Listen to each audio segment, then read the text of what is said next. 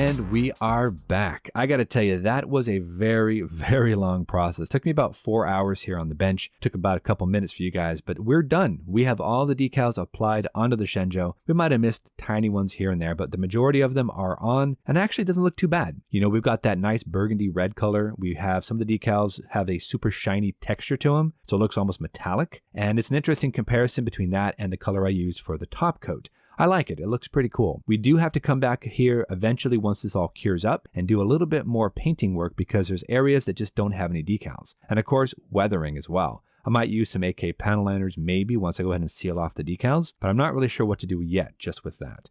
But yeah, there's areas around the end of the saucer that just have nothing on them, both on the upper and lower portions of the saucer, and areas on the nacelles we need to go ahead and come in. We might want to make a real quick template and maybe airbrush some maybe dark gold gray over that to give it a little bit of extra, depth, or maybe some, I don't know, something. I'm not sure what to do with that. Maybe I'll just leave it. Who knows? But we are done for today. I am super excited to go ahead and move on next episode for some final work here, and then we'll get on that base and see what we can do. So until then, guys, you know the drill. Go out there, get yourself some bench time, have some fun, build something cool, and we'll see you back here on episode number 8 for the U.S.S. Shenzhou here on Sci-Fi Wednesdays. Thanks so much, everybody. Take care, and we'll see you soon.